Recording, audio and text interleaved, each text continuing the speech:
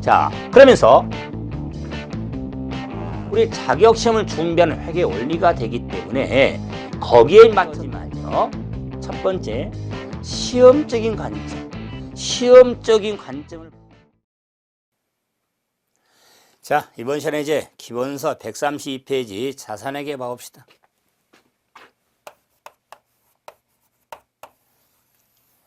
자, 자산회계 처리는 이때 자산하면은 경제적 자원, 경제적 자원의 의미가 되죠. 그래서 우리 개념체계상의 과거의 거래나 사건에 의해서 기업이 현재 지배되고 미래 경제 효익이 있는 자원이 우리가 자산으로 정의하는데, 이 자산에 지금 갖는 몇 가지 특징이 있죠.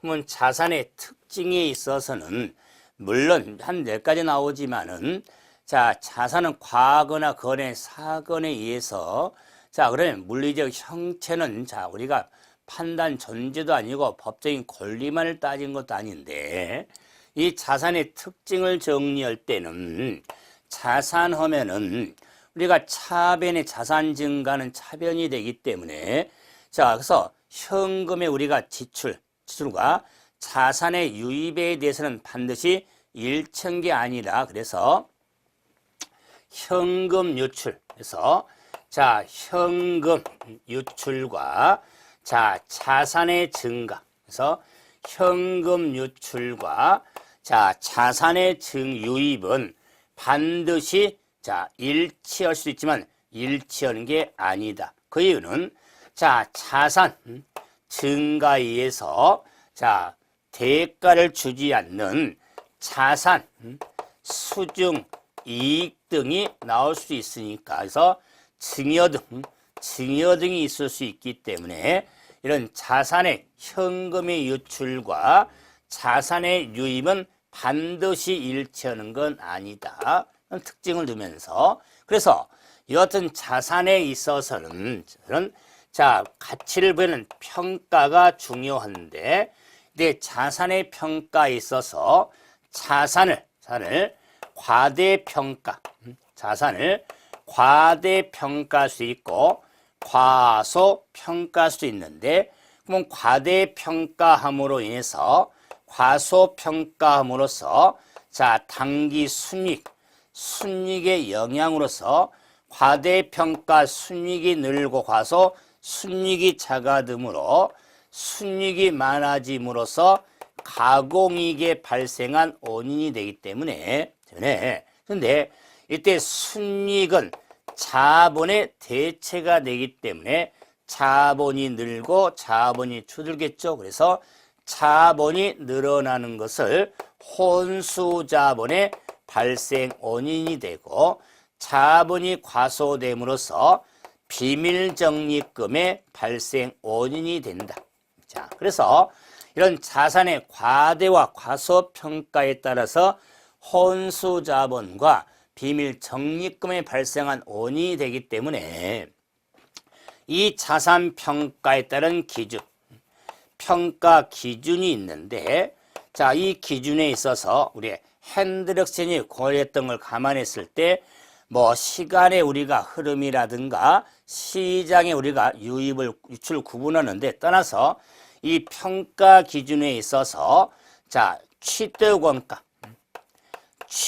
원가주의에서 평가할 수 있고, 현행 원가 위에서도 평가할 수 있고, 현재 가치를 고려해서도 평가할 수가 있겠다. 그래서 가장 개념책의 보편적 기준은 취득 원가주의라고 그랬죠. 그래서 자, 이런 취득이 되는 원가를 가지고 평가자, 그 말에서 이런 취득 원가의 장단점 하면은, 장단점 유용성 한계는 원가주의는 가장 신뢰성인 정보를 줄 수가 있지만, 원가로 평가함에 따라서 신뢰성 경우는 수입병 대응이 적절하게 이루어지지 않는다는 게 자, 취득 원가의 장단점이 되겠죠. 그러면은 현행 원가는 현재 우리가 지출하거나 유출하는 또 수입한 금액을 가지고 평가되는 거죠. 그래서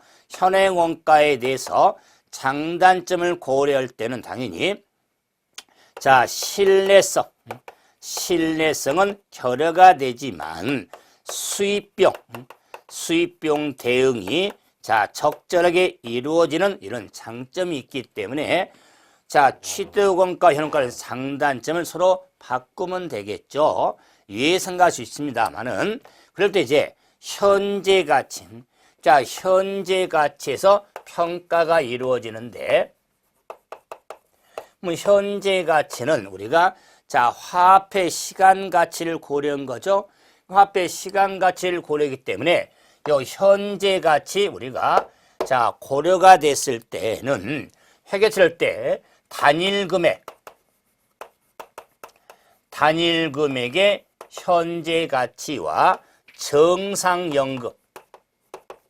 연금의 현재 가치를 고려해서 회계처리를 한다. 그래서 우리가 목돈 한 번 금액에 대해서는 단일 금액의 현재 가치를 고려하고 자, 나눠진 이자 등에 대해서는 연금의 현재 가치를 고려해서 평가하는 것을 현재 가치 평가라고 하는데 이런 현재 가치 평가는 특히 자, 장기성 채권이라든가 장기성 채무 등에 대해서 자, 중요한 경우 현재 가치 평가가 이루어지는데 그래서 이 장기성 채권 채무에 따른 명목 금액이 있는데 이 명목 금액을 적정한 이자율로 할인하는 게 현재 가치 금액이 되겠다. 그래서 명목 금액과 현재 가치 금액의 차액이 생기는 차액에 대해서는 현재 가치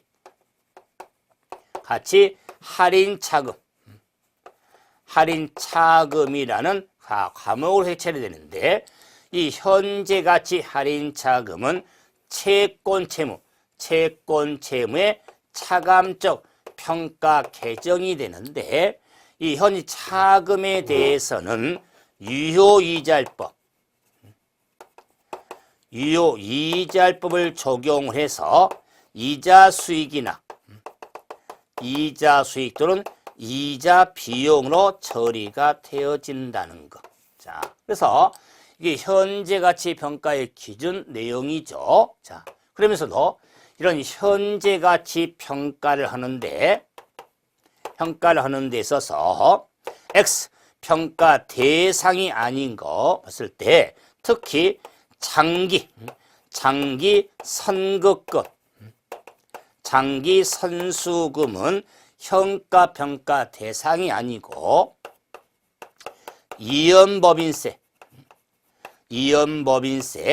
자산, 부채도 현가 대상이 아니고 보증금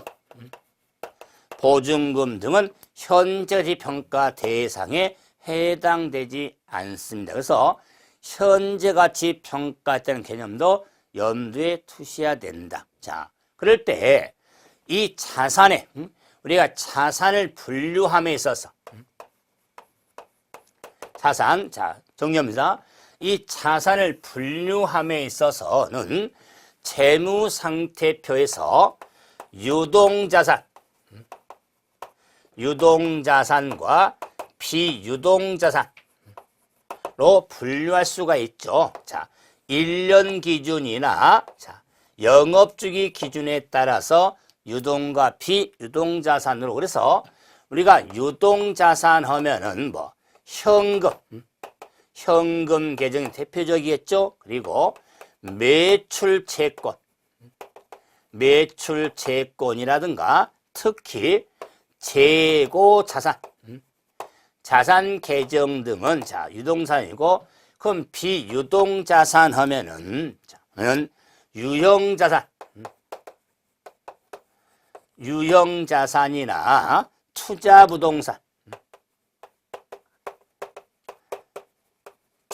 부동산 항목들은 비유동산에 해당이 되겠다. 자, 그리고 자, 금융자산과 자산과 비금융 자산으로서 자, 그래서 금융상품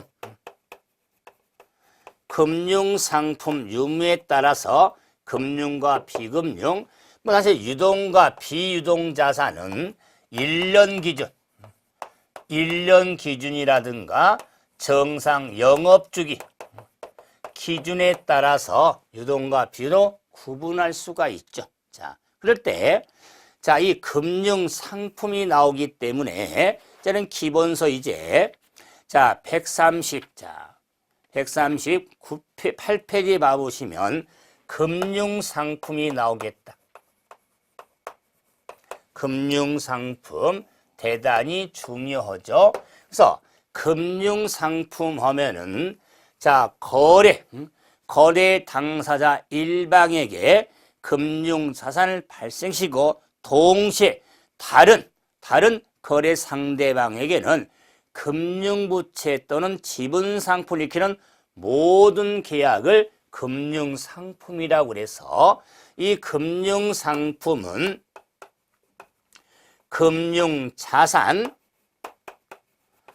금융부채, 지분상품으로 자 지분상품으로 자 구분이 되는데 자 지금 금융상품이나 금융자산 등에 대한 자 정의적인 측면에 있어서 금융자산 하면은 자 정의를 함에 있어서는 크게 세 가지 관점 하나 금융자산 하면 현금, 다른 기업의 지분상품,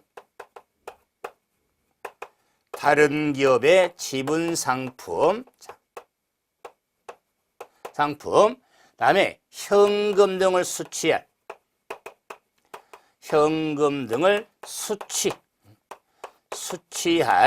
계약상 권리 등이 금융자산이고 그럼 금융부채는 자, 현금 등을 지급할 계약상 자, 의무를 자, 금융부채로 정리되셔서 현금 등 수취할 계약상 권리, 지급할 계약상 의무를 금융자산부채로 정의할 수가 있습니다. 자, 지분상품 하면 일반적으로 자기기업의 지분상품에 대해서는 지분상품이 되는데 자, 그래서 다른 기업의 지분상품과 자기기업의 지분상품은 주식 등에서 그러면 다른 기업의 주식을 취득할 때 금융자산, 자기기업의 주식을 사는 우리가 자기 주식으로 자 자본에 해서 그러면 금융 자산 부채 지분상품은 자본의 의미가 되는 거죠. 자, 그래서 차감한 금액의 의미가 되겠죠. 자, 이름으로써 금융상 금융부채에 있어서 비록 자 현금뿐만 아니라 예치금도 금융자산에 해당이 될 텐데 자, 수취하고 지급해야 할 자, 계약상 권리 의무니까 서로 대응적인 의미로서 자, 금융자산 하면은 매출 채권과 매입 채무가 서로 대응적인 금융자산 부채고 받을 어음하고 지급어 그래서 금융자산 부채 다음에 대여금하고 대여금이라든가 차입금이 서로 대응적인 금융자산 부채 자 특히 투자사채하고 사채 또 금융자산 금융부채에 해당한 항목이 되는 겁니다. 그래서 가장 대응적인 금융자산 금융부채를 구분하는데 자 여기에서 이제 자 확정된 미수금하고 미지급금도 금융자산부채에 해당이 되는데 선급금, 선수금, 선급금과 선수금에 있어서는 자 비금융 자산 비금융 부채에 해당이 된다는 것. 비금융 부채. 그래서 선급금과 선수금은 계약금의 수수금과 나타나기 때문에 상품 등을 취할 권리 의무를 갖는 항목이지 현금 등을 수취할 계약상 권리 의무가 아니니까 금융 상품이 아니라서 비금융 자산, 비금융 부채가 되는데 여기에 이제 요 미수금하고 우리가 자 변형된 형태로서 미수수익, 예상 항목, 미지급 비용, 예상 항목은 금융 상품이 되지만 선급금하고 선수금의 선급 비용, 이연 항목과 선수수익 의 이연 항목은 비금융 자산, 비금융 부채에 해당이 되어지는 겁니다. 그래서 금융 상품에 따른 구분은 근데 자 여기에 대표로 금융 상품의 천재 틀로서 비금융 상품. 그럼 비금융 상품을 좀 구분해 드리면은 자 대표적으로 자, 유형 재고자산, 재고자산이라든가 유형자산, 무형자산, 리스자산. 자산은 비금융 상품의 자산이 되고 충당부채라든가 미지급 법인세 등은 비금융 상품의 비금융 부채에 해당이 되겠죠. 그래서 주의할 건 미지급 법인세입니다. 미지급 비용은 금융부채거든요. 그런데 미지급 법인세는 자 우리가 계약에 의한 게 아니기 때문에 비금융 상품이 되는 겁니다. 법인세를 지금 못하는 거잖아요. 그랬을 때 우리가 금융 상품은 이런 계약에 의한 거거든요. 계약. 그래서 자 이런 미지급 법인세라든가 충당부채는 자 계약에 의한 게 아니기 때문에 금융 상품의 비금융 부채에 해당이 되는 겁니다. 그래서 이런 항목들이 상당히 많이 나오지만 좀 반복적으로 하면서 구분 좀 하셔야 됩니다. 그러면 가장 단순하게 자 이런 문제 하나를 볼 수가 있습니다. 자 보시면 자 페이지 176페이지 6페이지 자 7번 봐보시면 금융부채로 분류되지 않는 걸 한번 찾아보자 그랬죠. 자 이런 문제 나오면서 차입금, 매입채무, 선수금, 사채 지금 다 부채 항목들인데 선수금은 자 비금융 부채에 해당이 되죠. 자 금융 부채가 아니다. 그래서 선수금을 찾으면 되겠다. 그래서 금융 상품에 대한 우리가 해봐야 되는데 자 이제는 144페이지 이제 금융 자산과 관련해서 가장 첫 번째로 볼 수 있는 게 현금이 현금성 자산이 나오죠. 144페이지 봐봅시다. 자,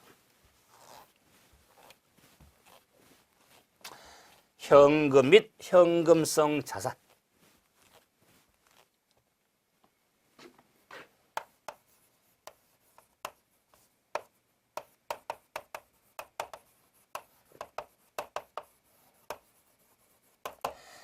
자, 현금이 현금성 자산은 자, 중요하죠. 그럴 때 자, 한번 계정 흐름을 좀 보면 자, 줄여서 현성이라고 그러죠. 자, 이 현성에 대해서는 플러스 마이너스가 돼서 기초 현성은 자변에 자, 현성을 수취하면 자변에 지급하면 대변에 자 그래서 이제 자, 기말 마감 금액은 자, 차대변이 되겠죠. 대변. 자, 그래서 재무상태표에 최소한 표시할 항목에 현금 및 현금성 자산 이 기록이 되는데 이런 현성으로 기록될 금액은 현성 계정의 기말 금액이 되겠죠. 마감 금액. 재무상태표는 마감표니까 재무보고서니까 이럴 때 요 기말 금액의 의미가 되기 때문에 재무상태표에 현성으로 보고될 금액이 얼마냐 기말 재량을 알아야 하기 때문에 이런 현성의 수치라든가 지급할 금액에 현성으로 기록할 금액이 어떤 거냐 그럴 때 현성으로 기록할 금액은 크게 네 틀이 있죠. 첫째는 현금, 다음에 보통예금, 당자예금, 당자예금이나 보통예금, 현금성 자산, 현금성 자산이 재무상태표에 현성으로 보고될 금액이 되겠다. 단순히 현금만을 기록한 게 아니다. 현금성 자산만 기록한 게 아니다. 현금, 당자예금, 보통예금, 현금성 자산을 기록하게 되는데 이때 현금 하면은 자, 통화와 통화 대용증권이 있겠다. 대용증권이 있겠죠. 그러면 통화는 한국은행이 발행한 주화나 지폐를 의미하고 통화 대용증권 하면은 자 타인 발행 수표가 대표적으로 통화 대용증권이 된다. 그럼 남회사가 발행한 당자 수표죠. 그래서 타인 발행 수표가 대표로 통화 대용증권인데 역으로 통화 대용증권에 해당되지 않는 항목을 구분했을 때 선일자 수표는 통화 대용증권에 해당되지 않습니다. 자, 그리고 자, 수표니까 자기압 수표, 여행자 수표, 송금 수표 등도 통화 대용증권. 그다음에 우편한 증서도 있을 거고, 그리고 이제 만기가 자 도래한 국공채 이자표. 그러니까 만기가 된 받으름. 일반적인 받으름이 아니라 만기가 된 받으름.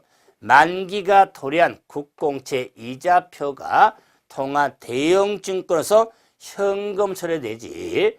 자, 일반인 받으름이 아니다. 그리고 역으로 말하면 이런 선일자 수표 등과 같이 통화 대용증이 아닌 항목은 우표라든가 인지라든가 금료가불증 등은 자, 통화 대용증권에 해당되지 않기 때문에 회계상 현금으로 처리하지 않습니다. 자, 그러면 이제는 자, 당자예금을 가보자. 당자예금은 은행과의 지금과 우리가 당자 거래 계약에 의해서 원활한 대금 지급 방법의 하나의 수단이죠. 그래서 은행에 돈 넣어놓고 수표 발행해서 되는 걸 당자예금이라고 하는데 당자예금과 주의할 것은 당자 차월이 된다. 자, 그래서 당자예금과 당자 차월에 대해서는 서로 상계해서는 아니 되기 때문에 당자예금은 현성으로 보고가 되고 당자 차월에 대해서는 단기 차입금의 부채로 계상이 되어지는 겁니다. 부채로 계상이 되어진다. 다음에 보통예금은 요금을 예금으로서 자, 우리가 현성으로 보고가 되는데, 그러므로 당좌 예금과 보통 예금이 나오니까, 자, 좀 주의할 게 있겠죠? 주의할 거. 자, 정기 예금, 정기 예금이라든가 정기 적금 등은 현성으로 보고될 항목이 아니다. 그러면 정기 예금이나 정기 적금은 1년 기준에 따라서 구분하지만 대여금 및 수취채권으로 자 분류가 되지, 대여금 및 수취채권으로 분류가 되어지는 것이죠.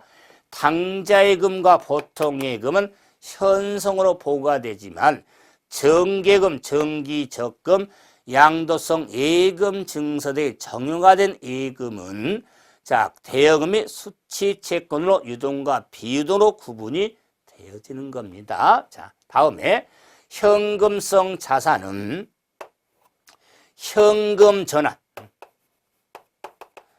현금으로 전환이 용이하고 가치 변동에 따른 위험이 크지 않는 단기 투자 자산을 현금성 자산이라고 하는데, 이때 핵심은 단기죠. 이때 단기는 취득 당시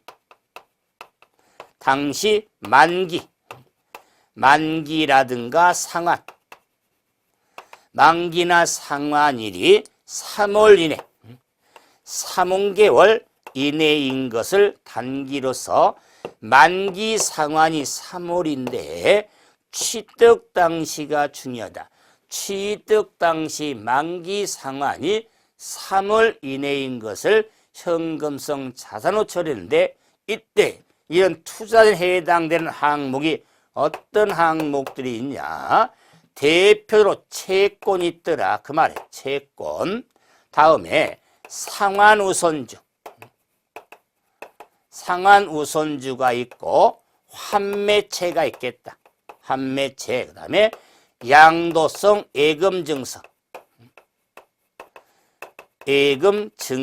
자, 등에 대해서도 자, 현금성 자산으로서 3개월 이내를 따지는 겁니다. 3월 이내인 거 취득 당시 3월 이내인 채권이나 상환우선주, 환매채, 양도성 예금 증서에 대해서는 현금성 자산으로 재무상태표의 현성으로 보고가 이루어지는 겁니다. 그러므로 현성에 보고될 금액을 한번 확인하는 게 중요성이 있죠. 자, 하지만은 여기 한 2가지 정도 좀 추가하면은 자, 우리가 본지점을 하다 보면은 자, 지점에 그러니까 우리가 또는 전도금이 있습니다. 뿐만 아니라 당좌 개설, 이런 당좌 예금의 개설을 하다 보면은 집에는 보증금이 있거든요. 그러면 당좌 개설, 자, 보세요. 자, 당좌 개설 보증금.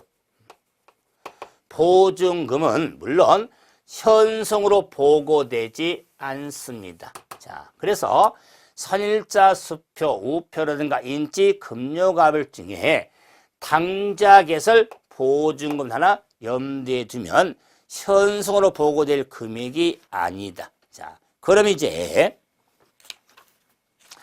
자, 교재에 이 문제 한번 확인 한번 해드리죠. 자, 먼저 한 2문제 정도만 봐볼까요? 자, 170, 자, 7페이지. 177페이지. 자, 9번 봐보세요. 자, 7페이지 9번. 보면은, 자, 재무상태표에 계상할 현금 및 현금성 자산을 한번 찾아라. 자, 즉, 현성이 얼마란 걸 물어봤죠. 자, 현성이 얼마냐. 자, 첫째, 지폐에 나왔죠. 그러면 지폐하면 대로 통화가 되니까 3만원. 3만원. 다음에 우표는 통화 대용증권이 아니죠. 현성에 포함되지 않습니다. 다음에 우편한 증서. 1,000원 나왔죠? 보편한 증서도 자, 현성으로 보고가 되죠. 임차 보증금은 우리는 현성으로 보고될 금액이 아닙니다. 현성. 굳이 말하면 우리가 기타 비유동의 의미가 됩니다. 기타 비유동. 다음에 타인 발행 수표, 타인 발행 당좌 수표는 대비로 통화 대용도 현성이 되겠죠. 자, 그래서 자, 2,000원이 되겠다. 그래서 현성으로 보고될 금액은 합이 33,000원이 되겠죠. 자, 이제 조금 더 응용적으로 가서 11번 봐보세요. 11번 178페이지 11번 자, X 1년도에 자, 자산 내역인데 현성으로 보고될 금액을 물었죠. 현성 금액을 찾아라. 자, 첫째, 통화하면은 당일표로 현성을 보고될 금액이 되겠죠. 통화. 당좌 차월이 있죠. 당좌 차월은 단기 차입금의 부채로 계산이 되기 때문에 자, 현성 금액이 아니죠. 수입인지, 수입인지도 자, 현성 볼 금액이 아니죠. 다음에 양도성 예금 증서죠. 그러면 양도성 예금 증서가 나왔는 일반적으로 양도성 예금 증서 대금 수수료는 많이 가는데 그 가로 양도성 예금에 가로가 없었다면 현성호 보고금이 아니에요. 그런데 취득시 만기가 90일이죠. 취득시 만기가 90일은 3월 1일이죠. 현금성 자산이 되기 때문에 현성으로 보고될 금액이 되어지는 겁니다. 그래서 얼마냐면 2만 원. 2만 원. 다음에 만기가 2개월 남은 정기예금 1년 만기인데 2개월 남았던 정기예금이죠. 정기예금은 대금 수취 채권의 처리 의미가 되는 겁니다. 그리고 당좌 개설 보증금 나왔죠. 당좌 개설 보증금도 현성으로 보고될 금액이 아니다. 자, 그래서 현성으로 보고될 금액은 너무 복잡한 계산식이네요. 그렇죠? 자, 7만 원이 되겠다. 7만 원. 자, 이런 식으로 현성의 문제가 나오면 이렇게 복잡성이 있는 것 같아도 좀 그 항목들의 구분에 초점을 둬서 정리를 하시면 됩니다. 그래서 뭐 이런 마음을 먹어야 돼요. 현성 정도는 시험적으로 나오면은 뭐 틀리지 않는다. 이런 마음을 갖고 정리를 해 주셔야 됩니다. 다음 이제 146페이지 이제 소외현금 제도 가봅시다. 소외현금 제도.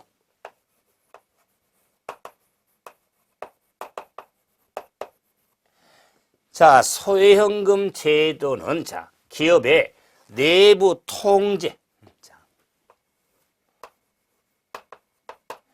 내부 통제. 자, 목적으로서 자, 소외현금제를 하고 있는데 자, 말 그대로 금액이 작죠. 소액 현금의 지출이 빈번히 일어나는데 이걸 회계과서 처리하기가 상당히 복잡하죠. 그래서 자, 사용하는 용도계를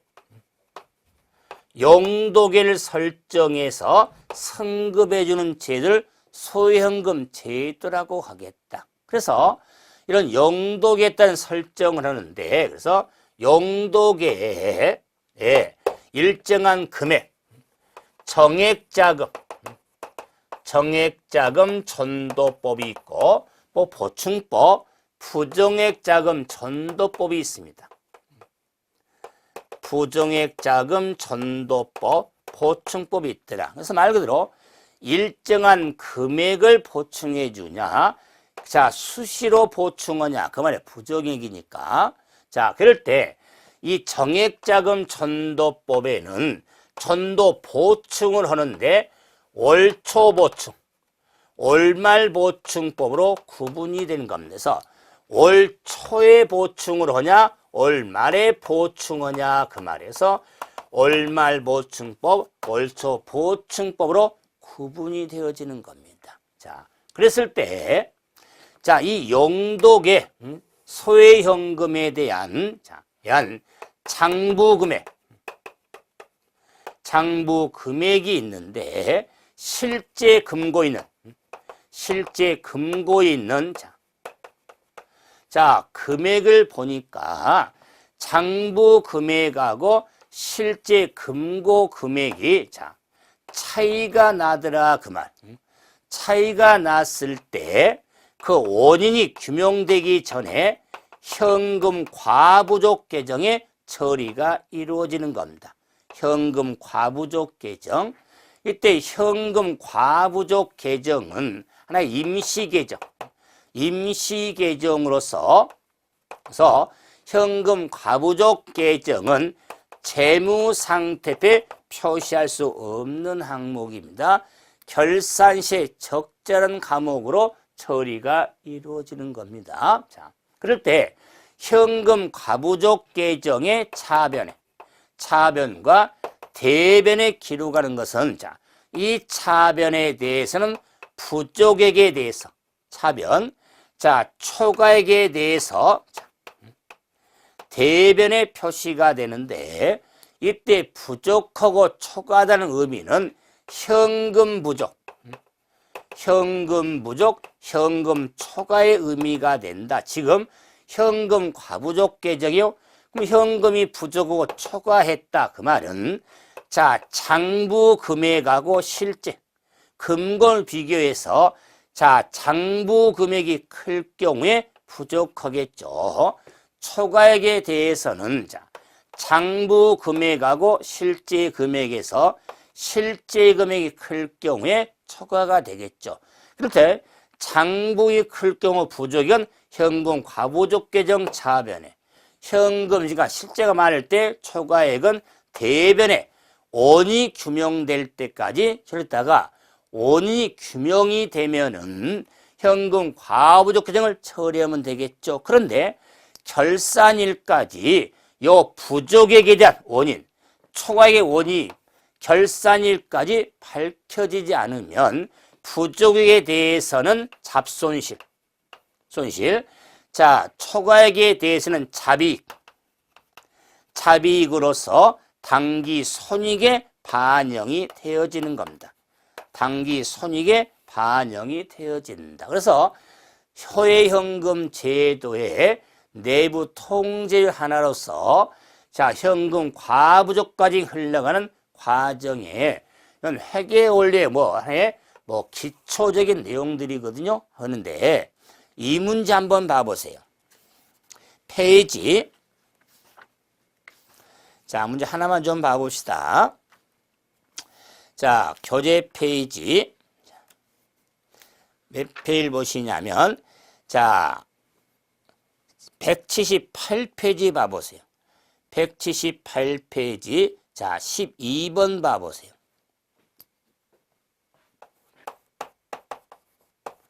12번 보시면 C기업에 회계연도에 정액자금 전도법에 따른 정액 소형금 제도를 채택하고 있는데 정액 전도금이 100만 원이며 매월 말 정산한다. 그래서 포인트인데 정액자금 전도법에 매월 말에 정산하죠. 보충해 주죠.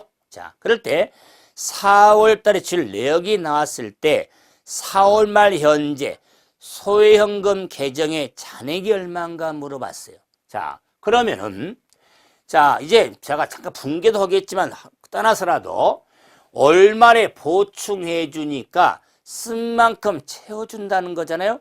그렇기 때문에 월말 보충법의 특징은 매월 말에 일정 금액을 유지할 수 있다는 장점을 갖는 게 정액자금이에요. 그래서 100만 원의 정액을 보충했으니까 4월 말에는 100만 원의 잔액이 있어야겠다. 그걸 보충해서 답이 100만 원이 되는 겁니다. 엄청나게 어렵죠? 그러면 무슨 말이냐면 회계 처리를 하면 결과가 나오죠. 봐보세요. 4월 초에 보세요. 4월 초에 이렇게 붕괴를 했을 거다. 대변에 당자 예금이든 현금이든 100만 원. 대해서 소액현금 제도죠. 차변에 소액현금 100만 원. 이렇게 자 100만 원 정액을 용도계에다가 성급했었죠. 그런데 4월 말에 지출 내역 4월 30일에 지출 내역이 왔죠. 뭐 지출 내역이 사무용 서모품비 12만 원. 12만 원. 자, 5편료 8만 원. 8만 원. 접대비 33만 원. 그다음에 교통비 자, 19만 원. 19만 원. 그래서 자, 20만 원에 53만 원에 3만 원에 자, 70여 원. 72만 원에 대해서 소액현금 72만 원. 자, 이렇게 지출에 따른 회계 처리가 이루어지겠다. 그다음에 현금 부족액 2만 원 나왔죠.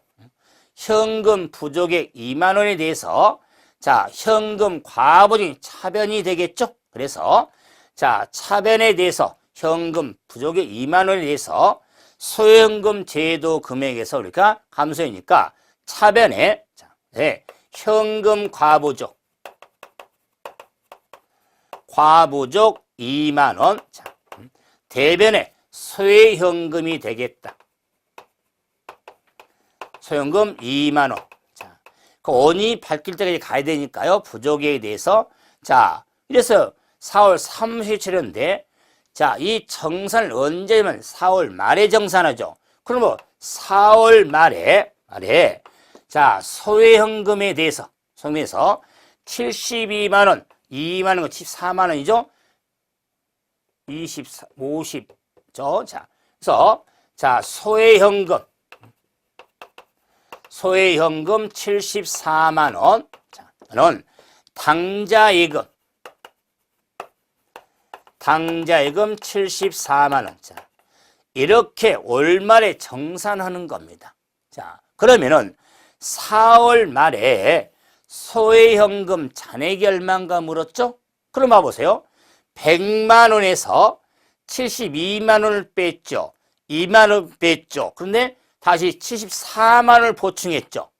그렇기 때문에 4월 말에 소액현금 계정의 잔액은 100만 원을 유지하게 되는 겁니다. 그래서 제가 설명하려고 분개를 해드린 거잖아요. 분개 안 됐으니까 그랬을 때 월말 보충, 월초 보충부의 개념을 확인해서 정리를 하셔야 됩니다. 그래서 소형금 제도까지 확인 한번 해드렸습니다. 이번 시간은 여기서 마무리죠. 자, 수고하셨습니다.